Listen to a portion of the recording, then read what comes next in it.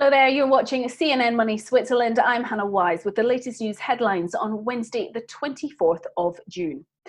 The Swiss government has announced that it will pay for COVID-19 tests as it prepares to launch its new contact tracing app tomorrow. Now, the council will ask Parliament for 288 million Swiss francs to cover the costs. The Federal Council expects 8,000 tests per day, with that number expected to rise by the end of the year. Parliamentary approval is expected in September. Meanwhile, the number of coronavirus cases here in Switzerland has increased by 44 on Tuesday. That's twice the number of infections reported on the previous day. Federal Councillor Alain Berset says the situation is stable but fragile and that we should be on our guard during the holiday season. The Swiss contact tracing app will allow people to be alerted if they've been in contact with someone who has tested positive for the virus. Tanja Koenig has more now on how it works. Contact tracing apps are like millions of mini detectives tracking our interactions and alerting us to potential danger. But they don't come without controversy.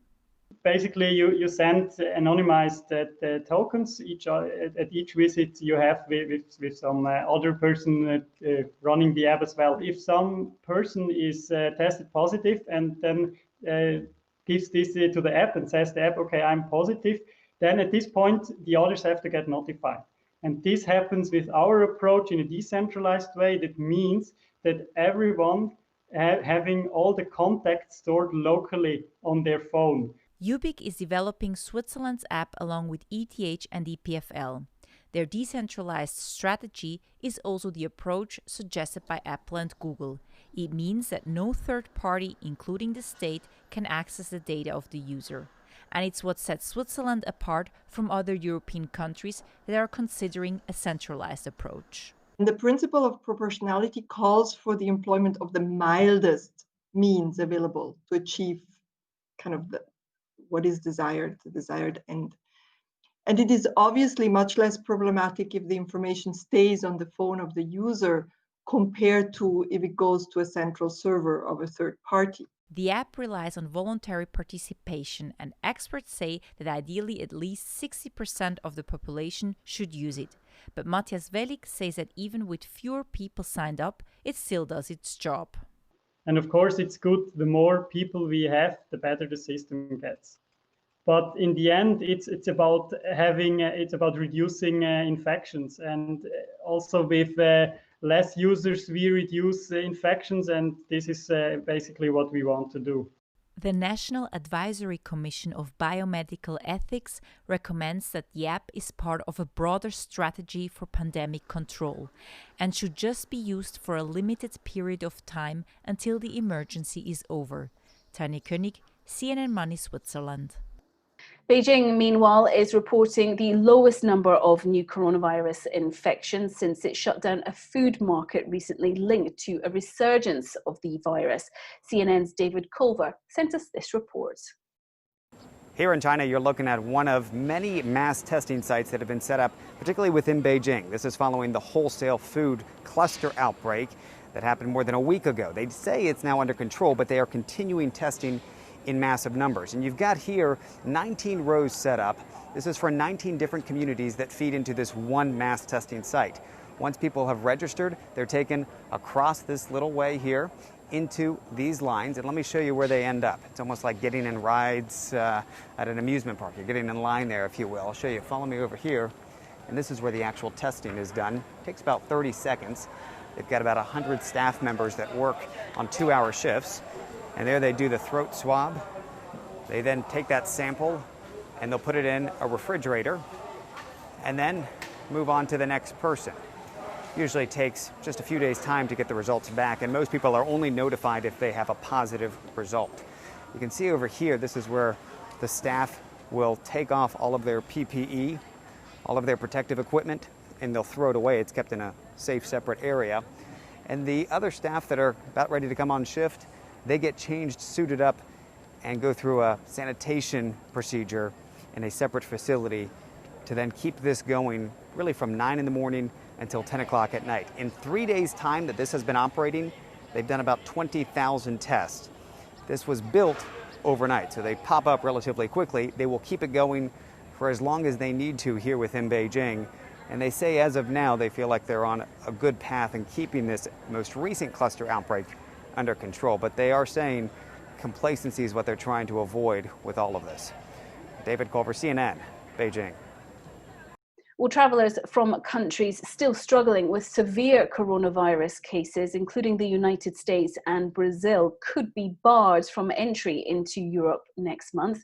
Officials from the EU Commission have been meeting with member states this Wednesday as the bloc prepares to reopen its borders to international travel on July the 1st. They must first decide on the criteria non-EU countries should meet before deciding on which countries will be allowed in. Meanwhile, Swiss investor sentiment for June has risen to its highest level since December 2017. The CFA Society indicator reflects how market participants are feeling about the economy in the coming months. Now, has the pandemic affected your consumer behavior? Well, the CEO of eat.ch is hoping so. The food delivery service experienced huge growth during Switzerland's lockdown, reaching its 18-month goals in just 3 months. But what happens now that restaurants are beginning to reopen? Well, Ana Maria Montero has been finding out. Thank you so much for joining us, Dominic. What are you seeing as cities and restaurants reopen? Are you already seeing an effect on the demand? Since the restaurants reopened, not really. No, it's too early, I would say. So during the COVID crisis, obviously, we've seen a huge peak in orders within the cities, but also outside the cities. Now, with restaurants reopening and people going back to more of a normal life and going back to the offices, at least they started to do so, we expect to see a little bit of a slowdown, but not really. I think people have tasted what food delivery can do for you in terms of an experience at home. And I think most of the people will continue doing so. Fair enough. Now we're talking specifically about Swiss cities because, of course, eat.ch is catering to Switzerland. Now, not surprisingly, the pandemic has been good for business. How good has it been for you? Well, we've seen a huge spike at the very beginning of the crisis, mid-March, and in the end, we were doubling or even tripling in certain areas that our orders were. And from a new customer perspective, we had as many new customers as never. We had plenty of restaurants calling us up and wanting to join. These were really hundreds of restaurants who came in within a short period of time. And basically what we achieved is we reached our 18-month target within a 3-month period, which is pretty outstanding. And how did you manage this accelerated growth? I mean, were you prepared for this? And what were some of the challenges that you came up against in meeting this sudden demand? Yeah, so prepared, no, obviously we weren't prepared. But the good thing is our organization has always been designed for high growth. So we were, I think, a bit more fortunate than others to digest that sort of growth. But obviously it wasn't short of challenges. You know, you have to onboard new people in a pandemic. That's not easy. A lot of people started working from home, so everybody started working from home. We do customer care also out of Switzerland, so those kind of work had to be done from home. There was completely a new way of doing things for this very moment. But, you know, we can't complain. Business was really good, and big kudos to the team. Really, everyone went above and beyond and made this a success for us. Okay, and then of course we're hearing a lot of talk about how the war is on between the food delivery services. Also not the newest story. This has been going on from the beginning, but eat.ch recently merged with takeaway.com. Is M&A, merger and acquisition, the way to move forward in this environment? I think a lot of people were expecting this to happen. So we had a couple of players worldwide, lots of money being invested in that area, and there hasn't really been a big consolidation phase. But that consolidation phase has now started, and we're super excited to be part of it. So, you know, within Europe and Just Eat and Takeaway merging as two very, you know, inter-country businesses, this just made total sense and just, you know, helped them position themselves better as market leader. How important was the move, though, for eat.ch for your company? For us, obviously, it was a new experience, to be very honest. But it's great to combine the strength and to position ourselves even stronger as market leader in Switzerland. And I think for the customer, it's a great thing to happen because we added quite some restaurants for them, so we have more choice now. The Canton of Ticino is available that hasn't been on eat.ch before, so it's really a combination of two very good businesses. Now, be honest with me. Does Uber Eats keep you up at night? Look, Uber Eats has a bit of a different business model, right? They only run delivery, so they are working with drivers who pick up the food in the traditional restaurants. Obviously, their appetite for market growth is big. Their pockets are deep, so they're spending quite a bit of money. And yes, obviously, it's a good competitor to have. Having somebody like Uber Eats in the market, who obviously is is doing a good job in the market. Yes, that's great for us, but it doesn't keep me up at night. No. And as we look forward into future trends in the food delivery sector, what is on your radar? So apart from the general market growth that I already mentioned before, is the obvious trends like the mobile trends, that the mobile device will become more and more the device where you also place your orders. You do your business, you do banking, you order your food. That's everything that happens there. Now, with all the smart home devices that are coming along, voice ordering will become an important piece. Nobody knows exactly how and how big that trend will be, but it's an interesting one. It also is interesting because if you order by voice, you don't see the choice that you have. So somebody somehow needs to make a pre-choice for you to suggest where and what you could order in that moment. And then what is becoming more and more important is the customer experience. So with all the data that we have of what customer have ordered and when they ordered and what devices they use to order, it's then also to customize the offer that we have and customize the experience for the customer. And that journey has only begun, and hopefully that is only for the best of the customer, because in some regions we have 300, 400 restaurants of choice. You as a customer, that doesn't add any value at the moment. Hopefully your favorite restaurant is there, and hopefully we can make you recommendations that help you have a great experience. And finally, the European Cricket Series has been broadcasting a tournament taking place in Switzerland this week. 7 Swiss teams are taking part, and it's hoped that the event will springboard the sport to the next level with some professional players. My colleague Matt Layton has more now on the workarounds being used to play during coronavirus. Alex, good morning. Where are you? Good morning, Matt. Nice to speak to you.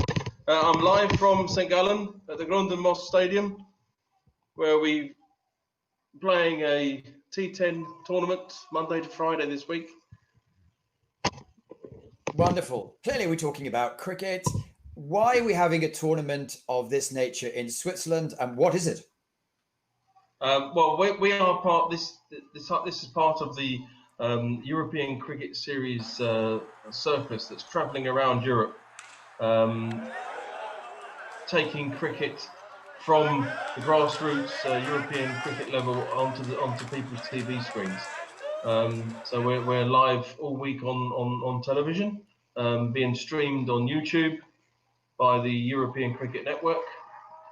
They have some major sponsors that enable us to have the LED boards around the ground, making it look absolutely picturesque. It could be a cricket stadium somewhere in New Zealand, and it looks absolutely wonderful. So is this a trampoline to bigger things for Swiss cricket? We're hoping so, certainly hoping so, and our endeavours to get back into the ICC, but also to take cricket up to the next level. We have a rolling 5-year plan we put in place some years ago, about 10 years ago, and the next one is we're probably looking at going to where we'll be employing professional cricketers and trying to limit the number in a team that's actually being paid to play cricket. And on a financial aspect, where are you going to go from now?